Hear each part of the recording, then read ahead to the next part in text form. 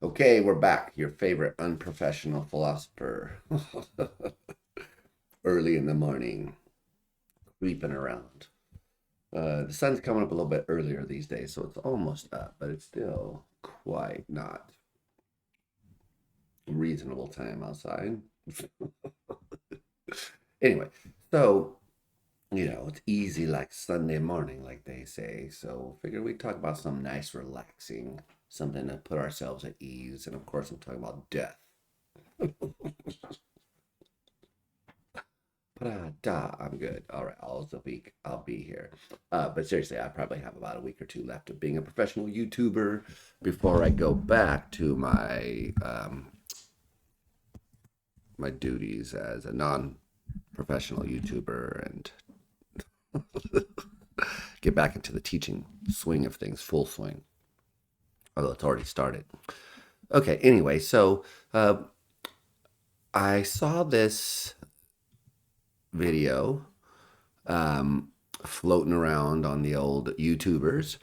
And it's, let's see, from this channel called Entertaining Ideas. I don't know who that is or who this guy is, to be honest. It looks like a fairly small channel, but still interesting. And I have this Death, Nothingness, and Subjectivity with Tom Clark. Now, I kind of sort of know Tom, I think. Maybe he's a Facebook friend of mine. I don't really use Facebook. I used to, and then I didn't, and then I kind of did, and then I didn't. Kind of still use Instagram. But anyway, so I'm mostly on Blue Skies, and YouTube is where you find me these days lately, but nonetheless. So I think I've interacted with Tom here and there. At least he has that website, naturalism.org. Do they have a link to that? Yeah. Website naturalism.org, and so he has this paper, Death, Nothingness, and Subjectivity, which I think I've read. I'm vaguely aware of it. This idea of generic subjective continuity, but I've never really delved into it. So I figured I would check it out. And I have some interest in these ideas because I have students and people I know that are interested in these and ideas that I would say are somewhat maybe in the same ballpark. So I became aware of Arnold Zuboff's work about there being only one subject or self. Various other persons have had something like this idea that there's only one self or subject. I'm not sure that's exactly what Tom Clark's idea, but it does seem something like in the general ballpark, maybe. So I don't know. My views about the self are, as I've said here and there, pretty deflationary. Uh, this thing, it's a construction of the brain, that there is no real sense in which the self exists other than that. I deny that I'm the same self that I was when I was a child. I was a different person as far as I'm concerned. I think of them as related to me like a ancestor, so to speak. So that in the colloquial sense, I say, yeah, that was me in that picture there. But in another sense, it wasn't. I don't recognize the same self there. So, we could debate about that, and people have their various views. So people have tried to convince me that I should have a more robust notion of the self or something. And anyway, so I'm open to these ideas. That just gives you a sense of where, if anyone who knows me, my intuitive sense of what it is the case can often be overridden by me coming to find out or think through an argument. Nonetheless, it'll still seem that way to me. So even though, for example, I think of philosophical zombies as probably not ideally conceivable, they sort of seem ideally conceivable if I'm in the right frame of mood. So, you know, just saying that's the way it seems to me doesn't mean automatically I think it's true. I'm just saying that where my starting point in this discussion would be. Okay, cool. So it looks like they have some timestamps. Intro, what is naturalism, generic, subjective, continued consciousness. Okay, so I kind of want to skip to this part because the naturalism stuff, I'm not, I mean, I'm interested in it, but I'm not worried about it for now. So I am going to jump to the So to 655. bring it back to generic subjective continuity, what kind of assumptions do you have to start out with in order to arrive at the conclusion that you want your readers to arrive at? Because I've talked to many people in my circle of friends, and for me, it's difficult to suss out at which part of the argument they, step off the trail, so to speak. I just want to know, like, what are the necessary preconditions for, what are the essential assumptions that you have to take on board in order to find GSC plausible? Well, as I say at the beginning of the article, the assumptions are pretty much naturalistic in that I take a science-based view of ourselves as physical creatures in a material world, and then consciousness itself as arising somehow, and this is the open question, arising somehow from what the brain is doing. I mean, that seems to be where all the empirical evidence leads us as a hypothesis, not as a settled conclusion. But so the assumptions are really, as you said, a kind of physicalism about ourselves as creatures, a naturalistic non-dualism. In other words, there's nothing supernatural about ourselves. And then the idea that consciousness is very likely a function of what the brain is doing. So that when the person dies, there's no way that their personality or anything else about them could survive death. And that's an important part of the paper, which is to block the idea that there's any kind of personal continuity that's maintained after death. Right. But the conclusion I draw in the paper, and others have somewhat come to the same idea, is that there might be some generic subjective continuity, that is, continuity of experience. In other words, at death, you shouldn't look forward to being plunged into nothingness or blackness or oblivion.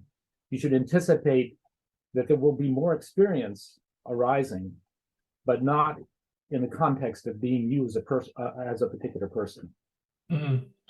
Okay, so let me just let me just stop it right here and say something because I mean they're going to get into that looks like down below the idea of the thought experiment that's supposed to be behind this. But so there's a sense in which I sort of agree and a sense in which I don't agree, just right at the beginning. So at the beginning, I do think that it's important the idea that we are trying to combat, which I would share in comments when I say we, is this idea that there's a nothingness, a kind of black void, which the self was put into after death. That's kind of terrifying if you think about it. And I think I remember Clark says in his paper on this, he quotes Epicurus,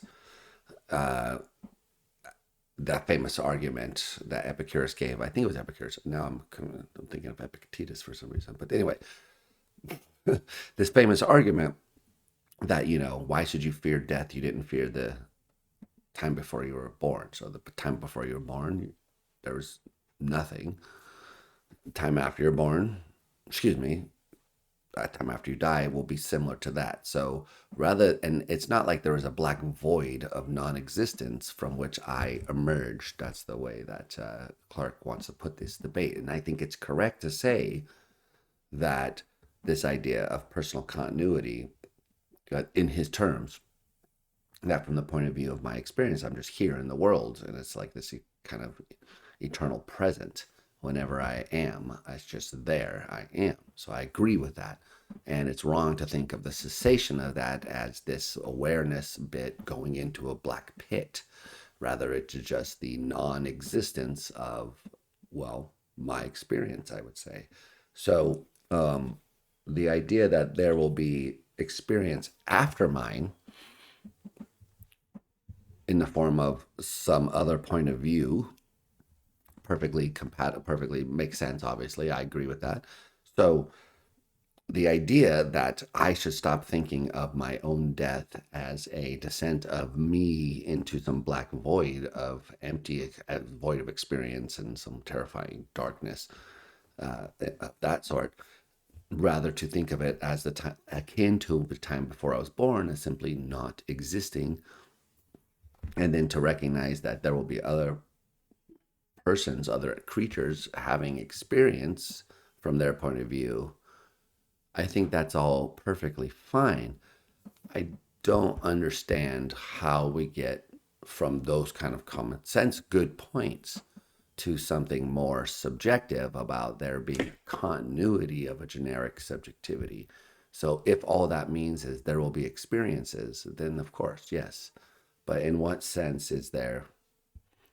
Yeah, so in any more sense than that there is, so that when I'm on my deathbed or something, I should be thinking other people will have experiences after mine. So it's not the end of experience, it's just the end of this point of view.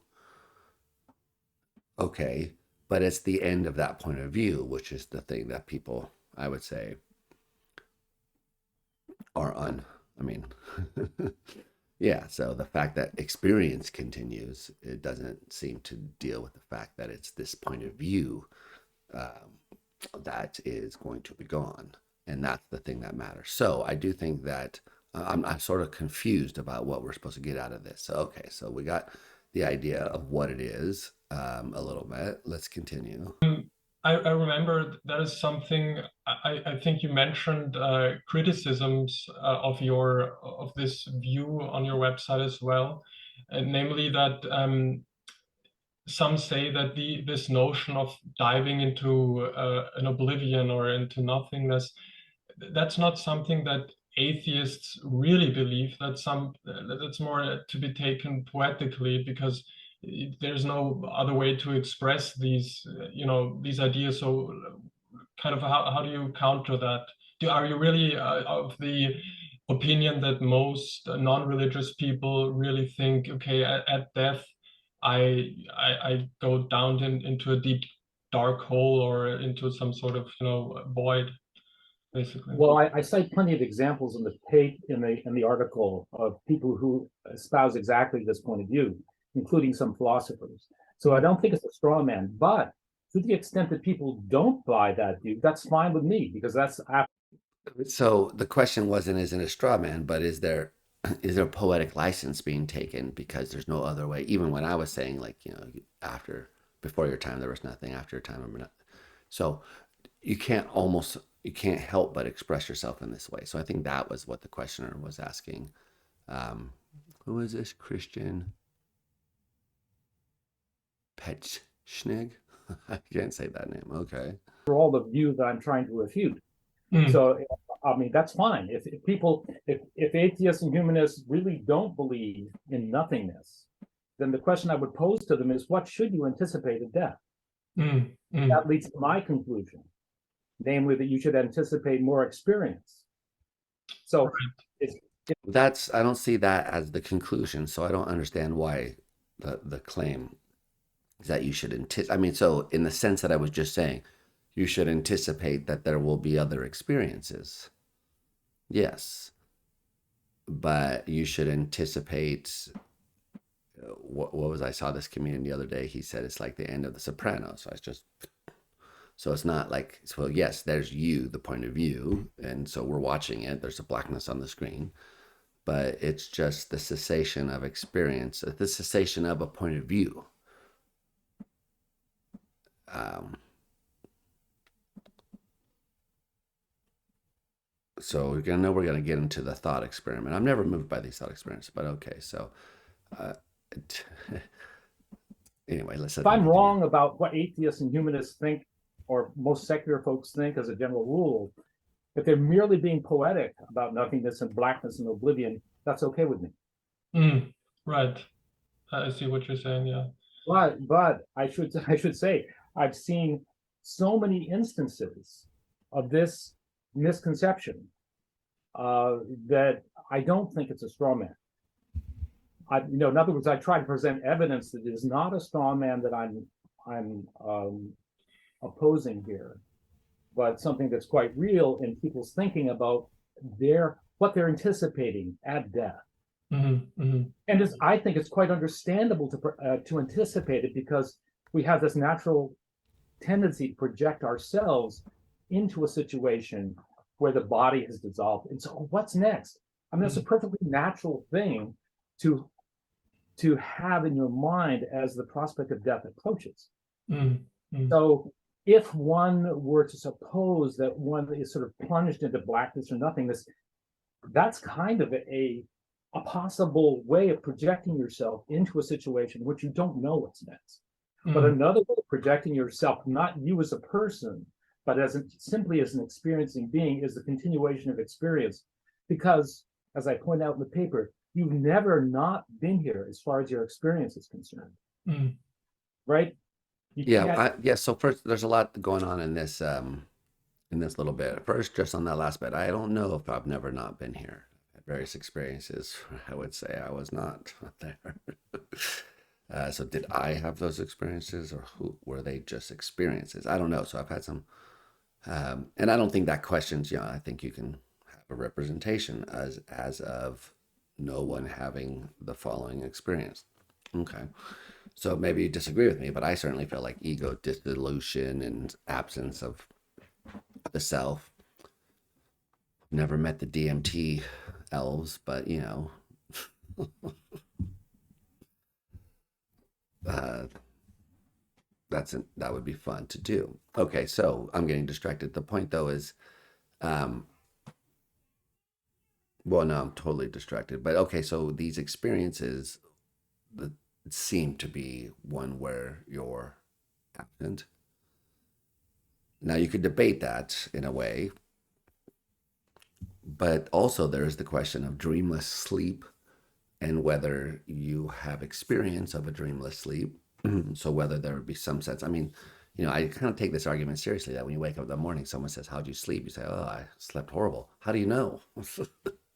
Is it an inference you're making? Um, or is it based on some experience that you had while you were sleeping in some sense without a presence of the I? And even in dreams, in some sense, you can have the experience of the dreamer looking down from some nowhere point of view on the dreaming self, so to speak, acting in some way in the dream, the split between these layers of the self. So I think there's lots of interesting things going on here. I don't really think that it's automatically obvious that I've always been present, but I do kind of get the point that he's making in a common sense sort of way, which is,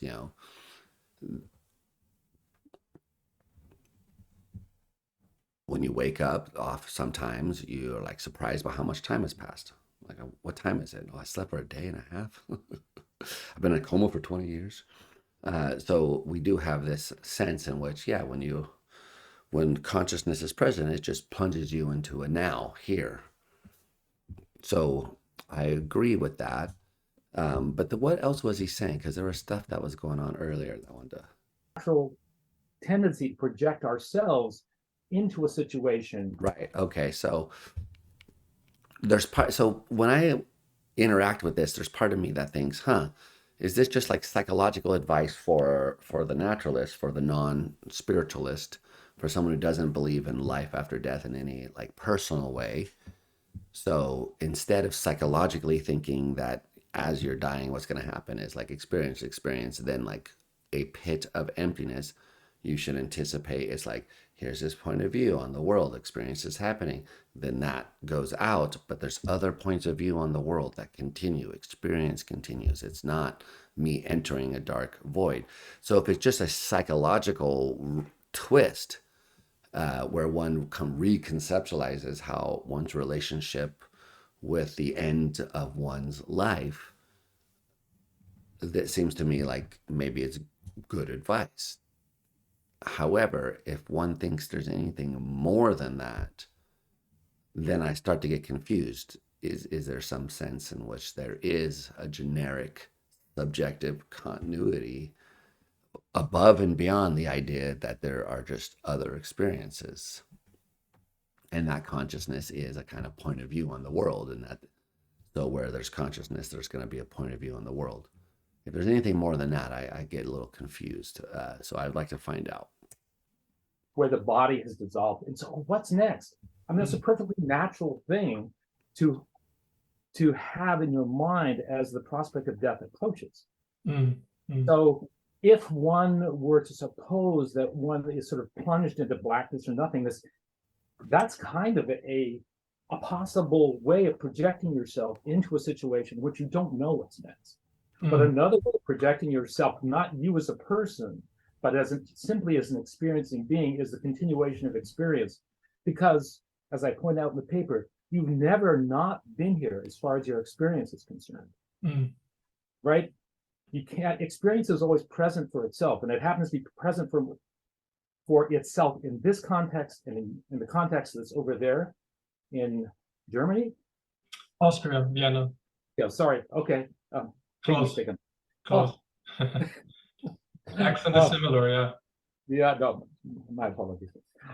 Anyway, so since experience never finds itself absent, we shouldn't suppose that we will be confronted with its absence at death, which is kind of the oblivion state.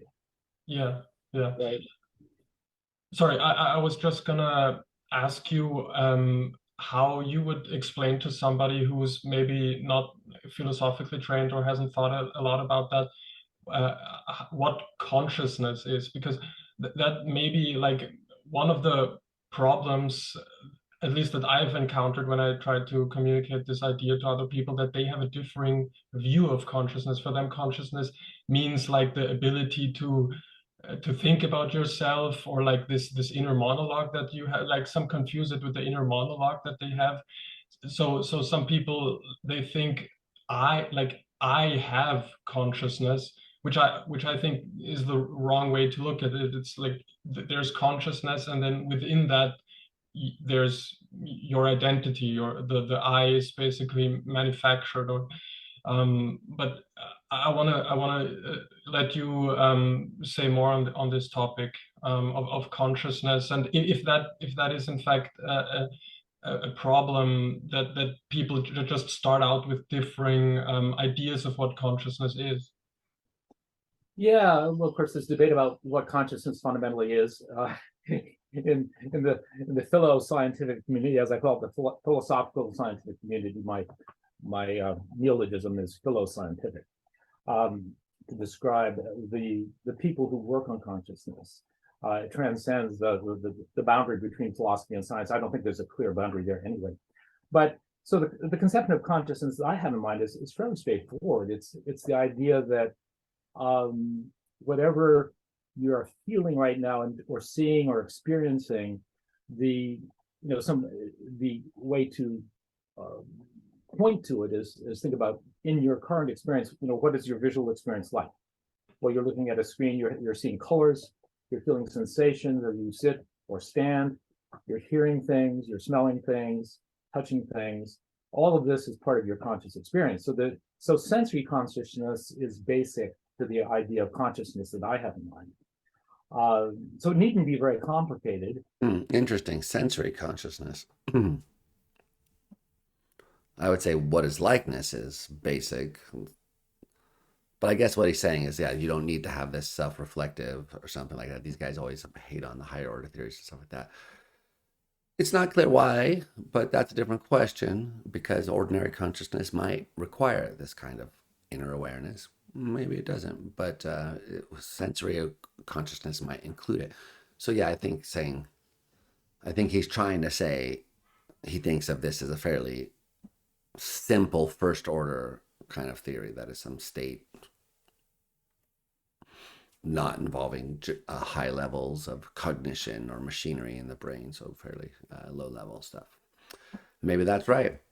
It can be very simple, like the consciousness that is present just as you wake up. There's perhaps a very inchoate sense of being there, but not much content there. There's no vision, no audition, just the bare sense of being perhaps a locus of awareness. In fact, okay, so I could buy that. Wake up in the morning, you're like, load the program. So sure, but I think it's a little more than just a bare locus. There's the fuzzy, yeah, there's still something that it's like, which is what, in my opinion, unifies all these things as being conscious in the first place. So he's not really bringing that out. Of course, there's debate about whether there's pure consciousness or not. But so my conception of consciousness has to do with sensory consciousness, emotions, perception. It doesesn't have to necessarily have to do with self-consciousness. That can go away.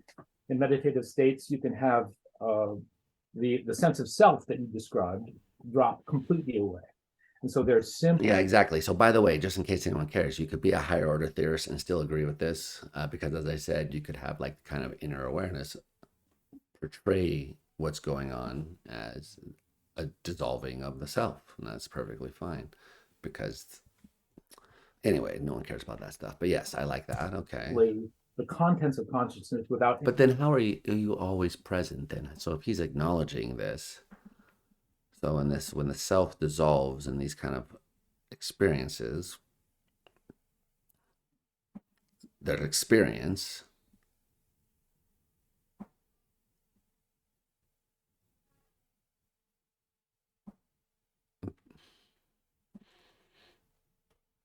how does this fit with this continuity idea? Maybe he's going to say. Any sense of anyone observing those contents. I've not actually experienced that, but experienced meditators can get there, I think, fairly easily. You can get there other ways. That said, the sense of self is usually present in one's experience. But as you rightly said, we're not in an observational relationship to our consciousness. The sense of self is it's an element of our conscious experience that usually is there, but doesn't have to be. I hope that is somewhat clear. Yeah, no, it is. Yeah, but I think many people that maybe like you need a little bit of rudimentary experience with meditation in order to really have that insight, or maybe like to feel it more viscerally, because I think that this other notion of identity is much more common. Like that first there's you, and then there's your consciousness. Like I think many people can't wrap their minds around this, that there is even such a thing as a generic subjective, like a generic subjective continuity, that there's like an underlying thing that comes before anything arises. I think that is the most difficult part to communicate. So yeah,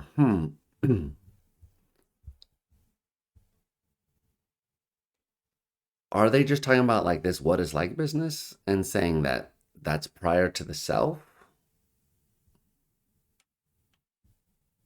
I mean, I think that what is like business is a point of view on the world. It is the self, insofar as any kind of heavy duty notion that you can get at all. So what are they talking about here? There's you and then your conscious. So is he trying to fight against a Cartesian view that just people think there's kind of an essence of oneself and then there's like your experience?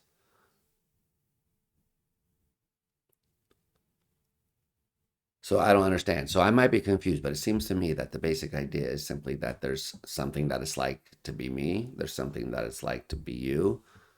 Maybe there's a similarity when we look at red. There's something that's like for me to see red. Maybe that's similar in some sense to what it's like for you to see red. So the what is likeness, the subjectivity, the point of view, that's the generic stuff. And that is here and there. But what is this continuity stuff? That's what I don't get. So maybe I'm one of these guys he's talking about. But yes, okay, let's don't see what they're talking about. That's interesting. I hadn't thought about it that way before, but maybe as you said, maybe some practice in meditation would sort of make this clearer. By the way, you don't need drugs. I meditate. It's fine. You can still ask the question about whether the meditative states, the ones that you reach, are the true nature of reality, or whether these ones are the ones that I'm non-meditatively aware. So just because there's a heightened sense of reality or trueness about it or something like that, that definitely is in the DMT experiences, but I don't think that suggests that they're really real.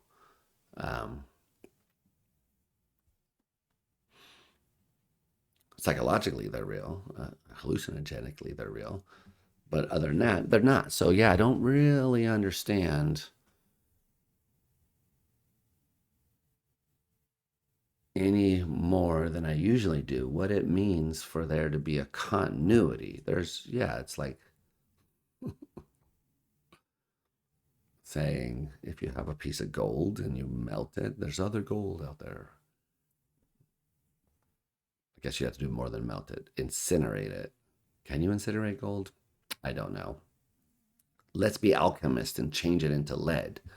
Then someone might say, but there's other gold out there with that composition, so gold hasn't ceased to exist. So it's just saying that when you die, there could be other consciousness.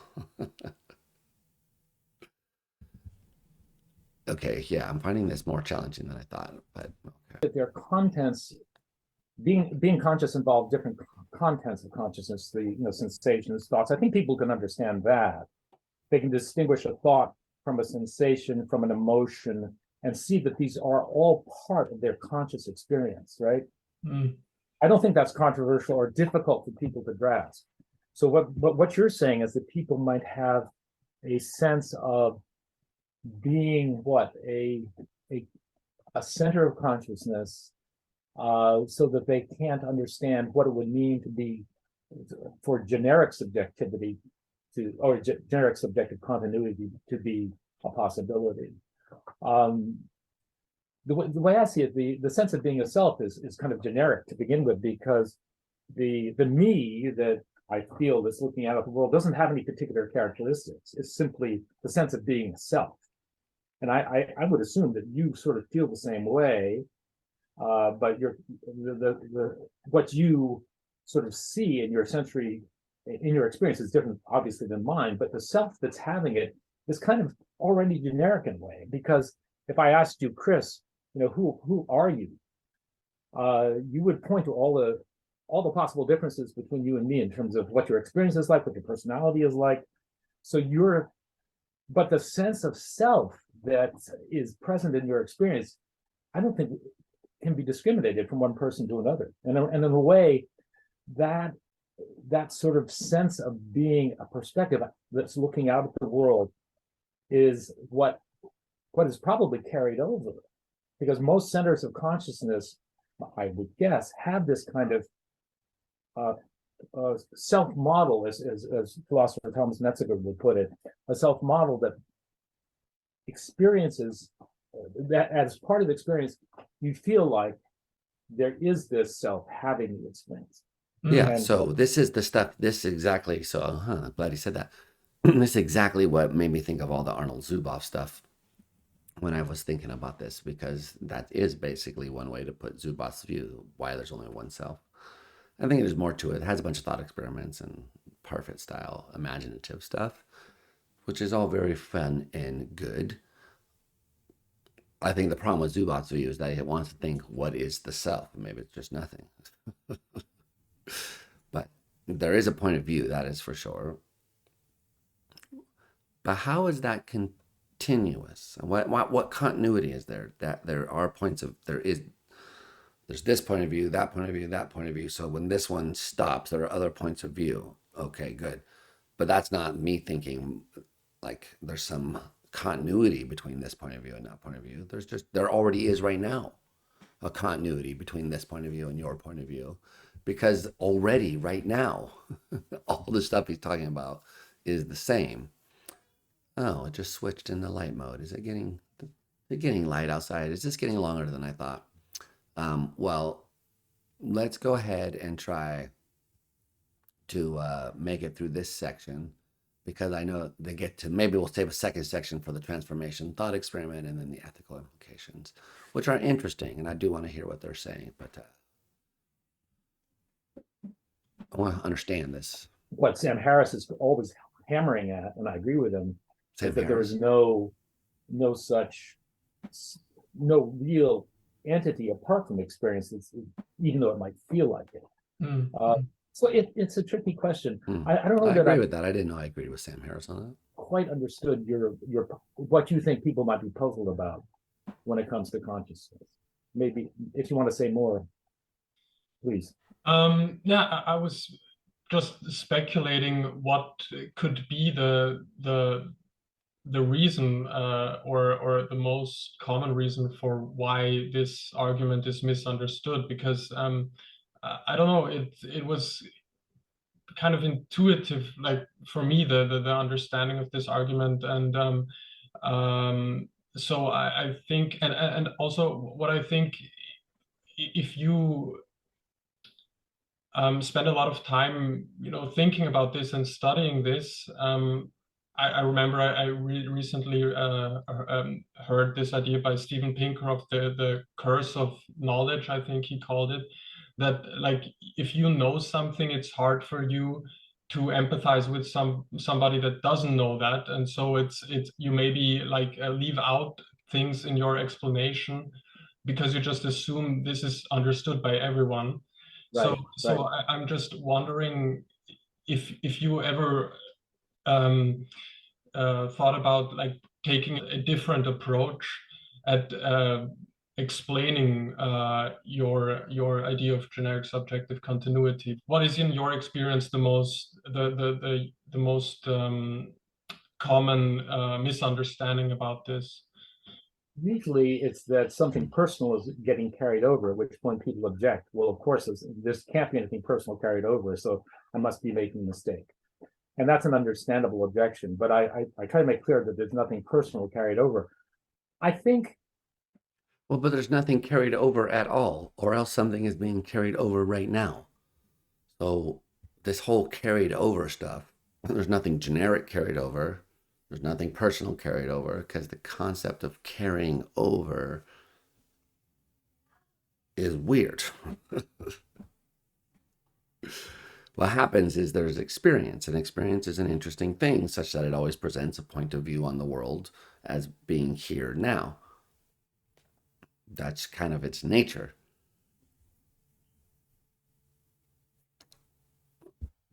What more are we saying? That we should change the way we think about death, and that we're not going to experience death as a black eternal nothingness. Yes, okay, great, but there's nothing continuity wise interesting to say that I can see.